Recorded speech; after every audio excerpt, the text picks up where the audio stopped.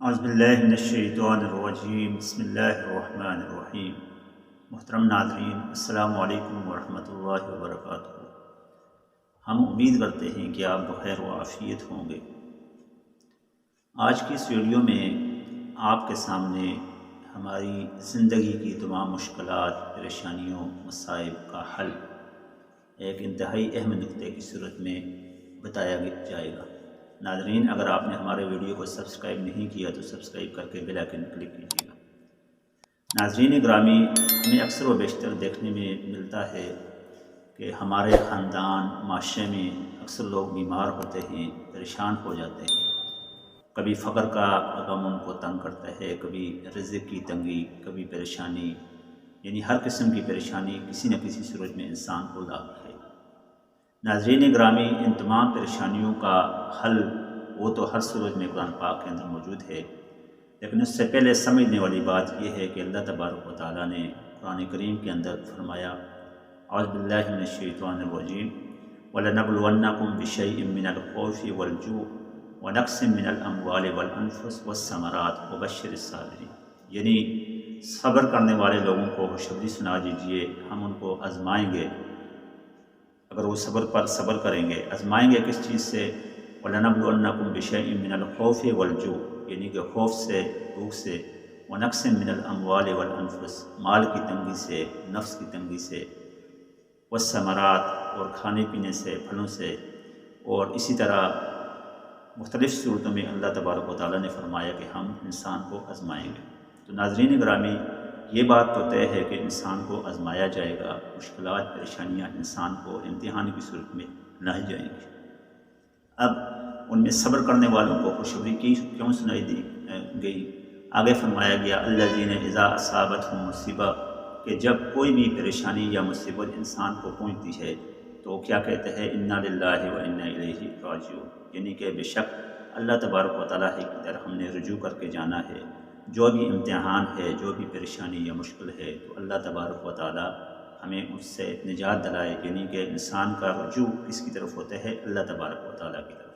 ناظرین گرامی، اگر آپ میں سے، ہم میں سے کوئی بھی انسان پریشان ہے، مشکلات کا شکار ہے، تو کون سا ایسا وظیفہ یا کون سا ایسا نسخہ ہے جو ہمیں ان تمام پریشانیوں سے بچا سکتا ہے؟ ناظرین گرامی،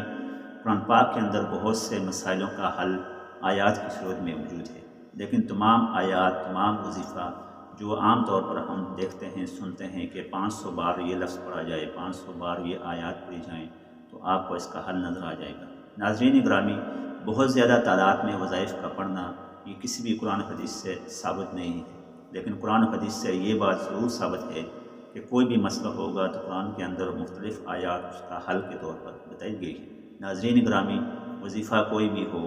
مسئلہ کوئی بھی ہو، اور اس کا حل کوئی بھی ہو، لیکن ان سب کے لیے ایک اکثر نسخہ اور اکثر وظیفہ ہے، وہ انسان کا تقویٰ ہے۔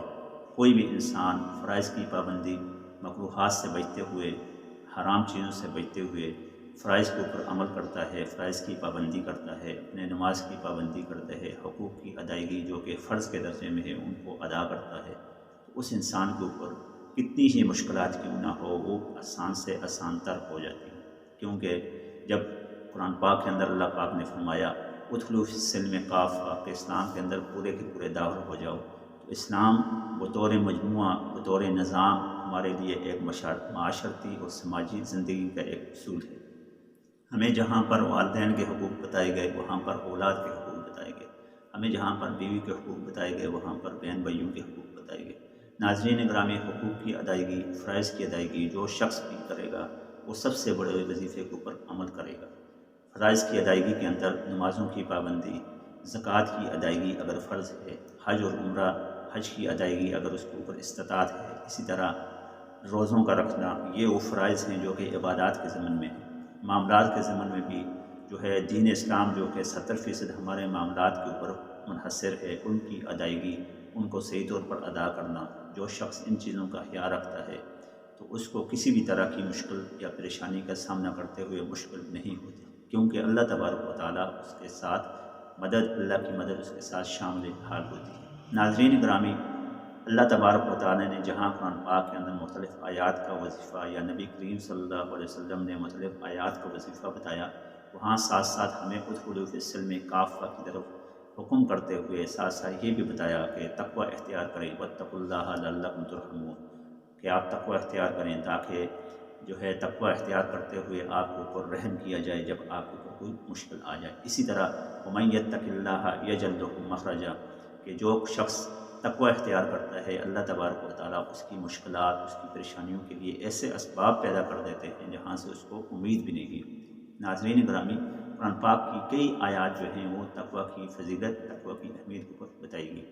تقوی کے بارے میں حضرت ابو ہریرہ رضی اللہ تعالیٰ عنہ سے کسی نے سوال فرمایا کہ تقوی کیا ہے، تو آپ رضی اللہ تعالیٰ عنہ نے فرمایا کہ تقوی جو ہے نبی کریم صلی اللہ علیہ وسلم کی تعلیمات کی روشنی میں یہ ہے کہ جب آپ جنگل میں جا رہے ہوں اور آپ نے کپڑے ایسے پہنے ہوئے ہوں جو کہ کانٹوں کے ساتھ پھٹ جاتے ہوں، تو آپ اپنے آپ کو سمیٹ کر جنگل سے ان کانٹوں سے سمیٹ کر بچ کر جائیں۔ تو گویا کہ جیسے آپ ان کانٹوں سے اپنے آپ کو، اپنے کپڑوں کو بچا رہے ہیں، کہیں آپ کا جسم جو ہے برہنہ نہ ہو جائے، آپ کو تکلیف نہ ہو، آپ کو کوئی کانٹا چبھ نہ جائے، تو بالکل اسی طرح تقوی جو ہے اس کی مثال یہ ہے کہ اپنے آپ کو گناہوں سے، مکروہات سے، حرام چیزوں سے ایسے ہی بچائیں گویا کہ آپ کو کوئی گناہ نہ لگے۔ اس کے ساتھ ساتھ نماز کی ادائیگی میں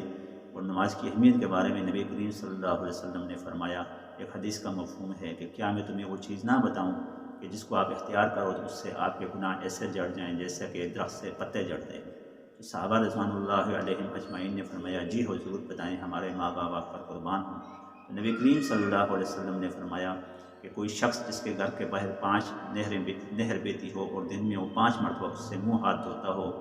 اس کے گناہ جو ہے اس سے میل کچیل باقی رہے گی؟ تو صحابہ نے فرمایا نہیں، ہرگز باقی نہیں رہے گی۔ تو نبی کریم صلی اللہ علیہ وسلم نے نماز کی اہمیت بتاتے ہوئے فرمایا کہ کوئی شخص نماز کے لیے وضو کرے دن میں 5 بار، تو وضو کرتے ہوئے اس کے جسم سے گناہ ایسے ہی جڑتے ہیں جیسے کہ درخت سے پتے جڑتے ہیں، یا پھر 5 مرتبہ منہ دھونے سے اس کے یا جسم دھونے سے ان کے جسم سے میل کچیل باقی نہیں رہتی۔ ناظرین گرامی، نماز کی اہمیت، فرائض کی اہمیت ہمیں جہاں دین اسلام کے اوپر عمل کرتے ہوئے آخرت میں کامیابی کا ضامن قرار دیتی ہے، وہاں ہمیں دنیا کے اندر مشکلات، پریشانیوں، مصائب اور امتحان میں کامیابی و کامرانی کی طرف لے کر جاتی ہے۔ ناظرین گرامی، بہترین وظائف کے لیے ہمارے ساتھ جڑے رہیے۔ روزانہ کی بنیاد پر ہمارے وظیفے ہمارے چینل پر اپلوڈ ہوتے ہیں۔ حاضر ہوتے ہیں کل ایک نئے وظیفے کے ساتھ۔ السلام علیکم